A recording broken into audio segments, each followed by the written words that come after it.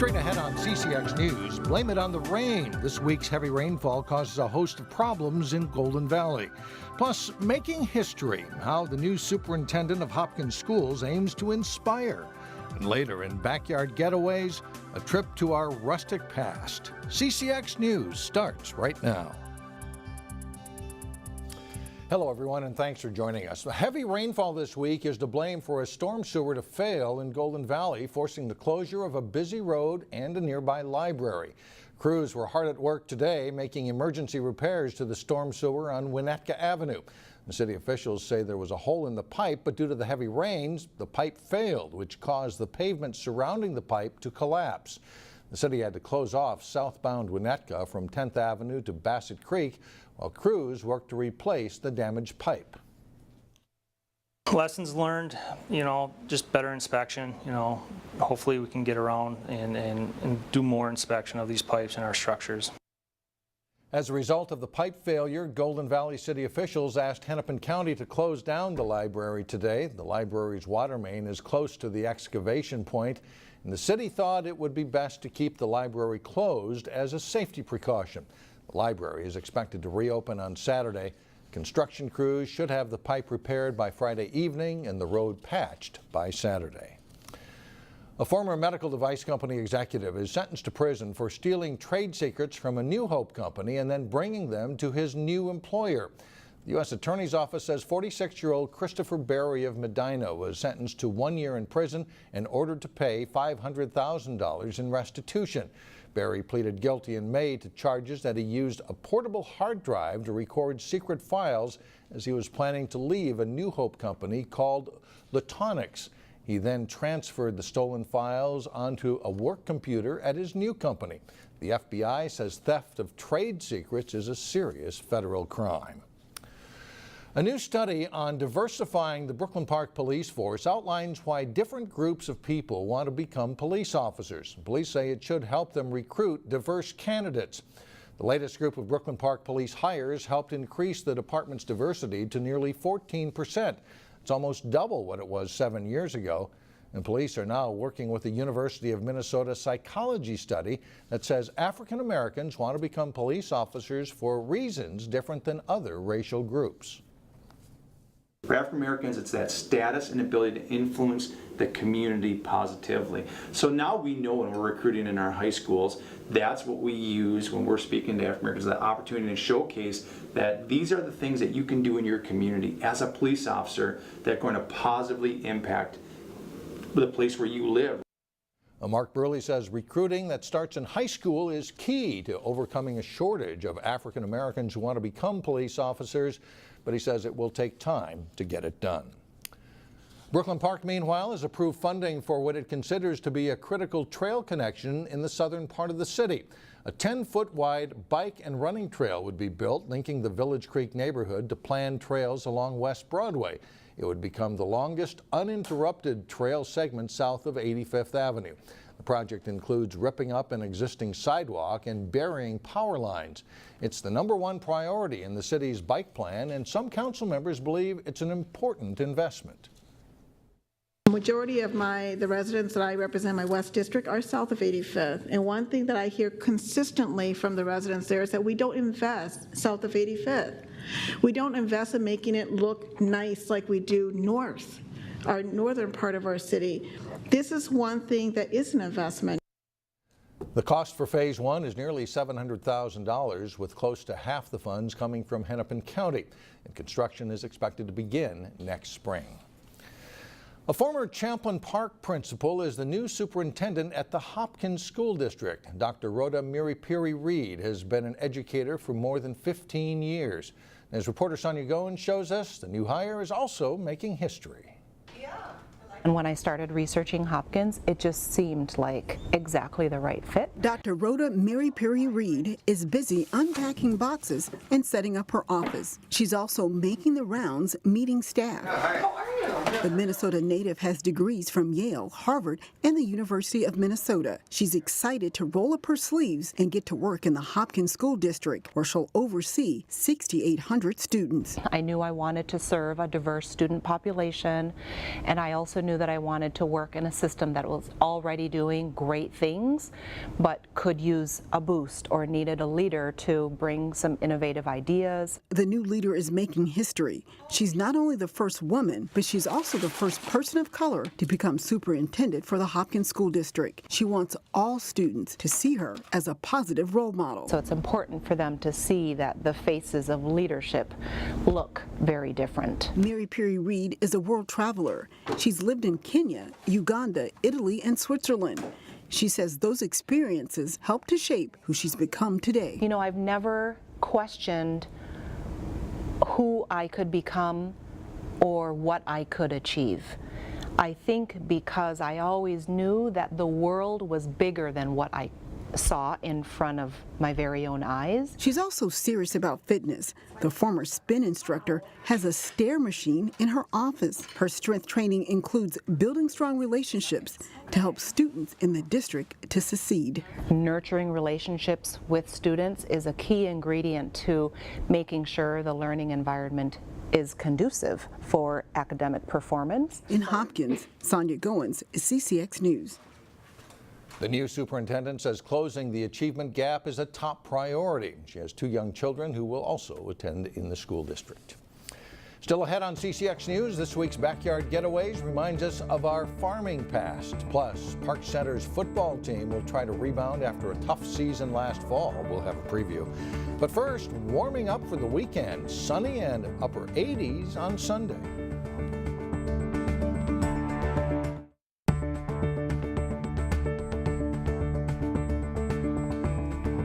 One of nature's rarest sights will take place on Monday, but if you want to see the full solar eclipse, you'll have to travel outside of Minnesota. This is a once-in-a-lifetime opportunity. How often do you get to see a total solar eclipse? You know, it's something that I feel like I can tell my kids about. Maple Grove resident Mohammed Osseo has been planning for the past couple of weeks to see the solar eclipse. However, Minnesota residents will only get to see a partial solar eclipse because we're not in the path of totality. And as long as the weather cooperates, Osseo plans to wake up early Monday morning and drive to a town north of Kansas City, Missouri to take part in the once-in-a-lifetime experience. Right now, the weather is slated to be bad on Monday. I'm hopeful that we'll have a change of plans. You guys in the news know the weather always changes. That's right, and this will be the first total solar eclipse that can be seen in the United States in 38 years. In this week's Backyard Getaways, we take you back in time for a look at some old barns, silos, and windmills in Hennepin County. There aren't many left, but Eric Nelson found a few.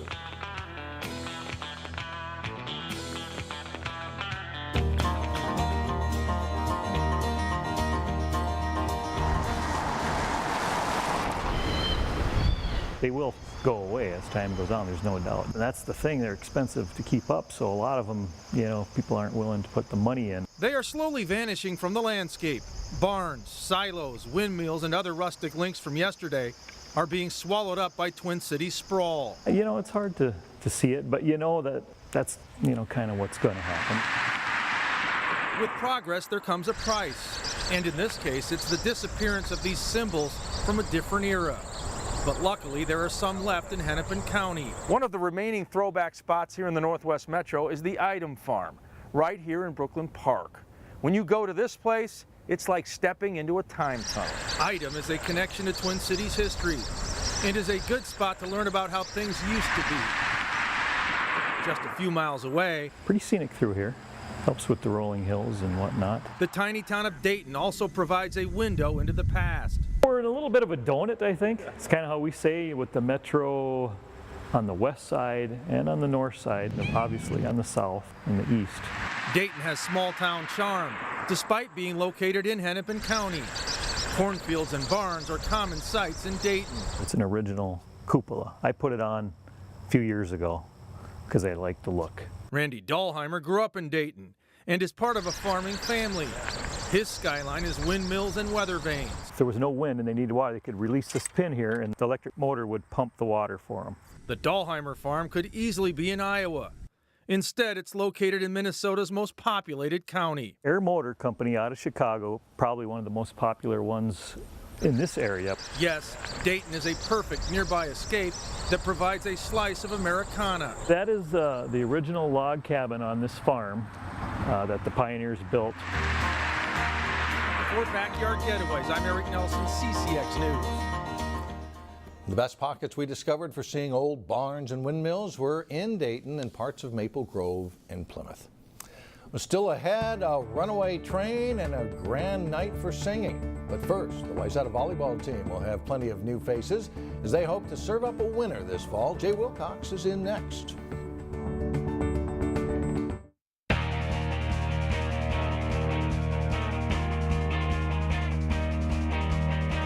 I'm Jay Wilcox with sports. The Wayzata Volleyball team will have a lot of new faces this fall, but the Trojans are still determined to avenge last year's section final loss. Here's Jason Melillo with more.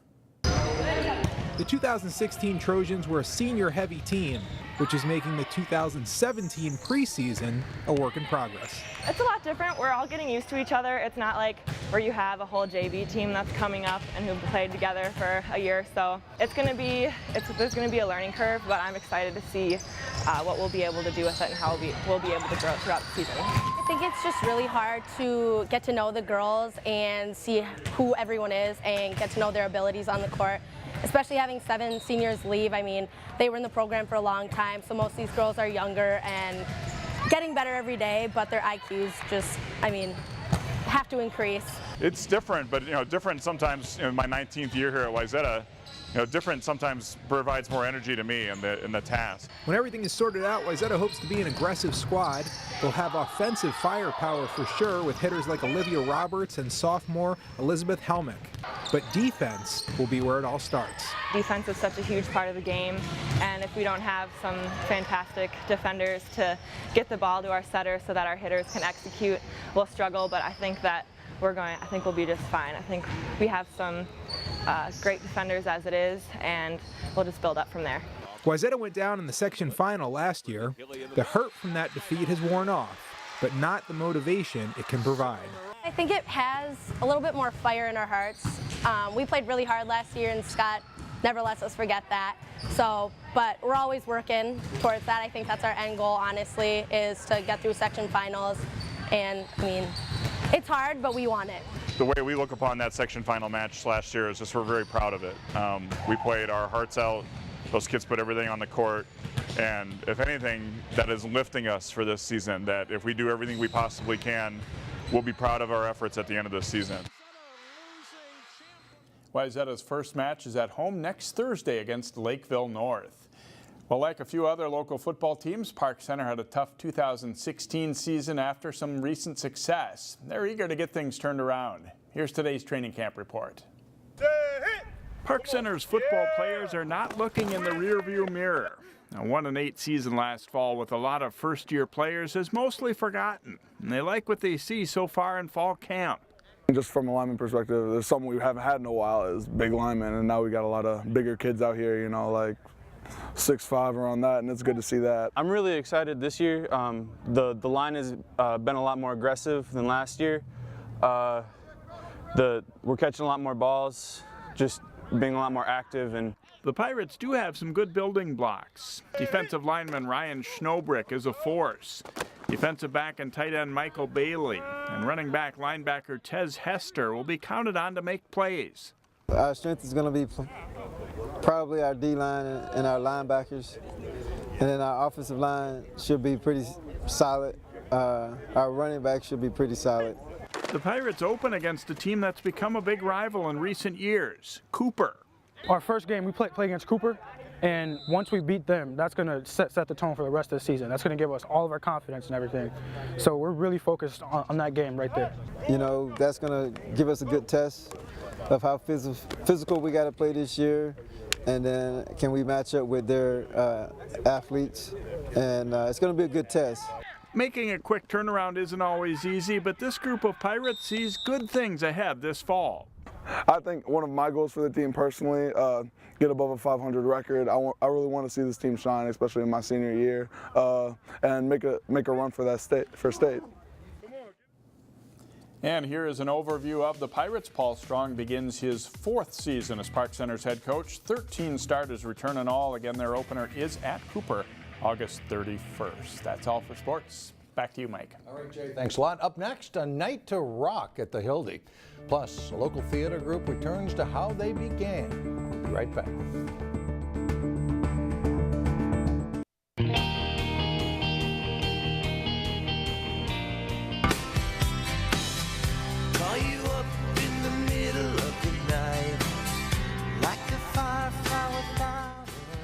A runaway train has made its way back to Plymouth. Soul Asylum will perform at the Hilde Center Saturday evening. Tickets for the show are still available. The concert also features the bands Guided by Voices and the Suicide Commandos. Well, finally, a repeat of how it all began for a local theater company based in Wayzata. Neil Persley has more in today's Weekend Showcase.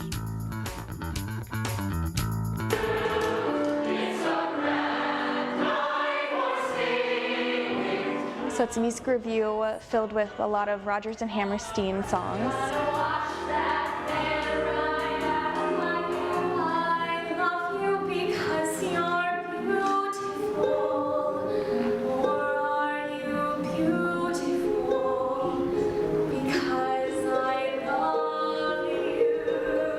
My songs, it's mostly just stand and sing or walk around the stage, but there's also a tap dance number called Honey Bun, and that's really fun and energetic.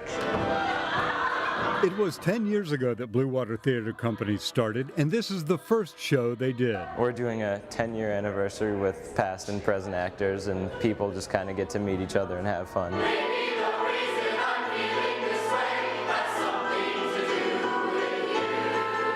I like that they're doing a second time of the first Blue Water show ever made. That might be because when Blue Water started, Evan wasn't even around yet. I'm the youngest guy in the play.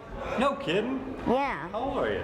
I'm 9. Evan is backed up by his older brother, Ty. I'm just so excited to work with all these people that I've never worked with before, since it's a Blue Water Theater alumni production.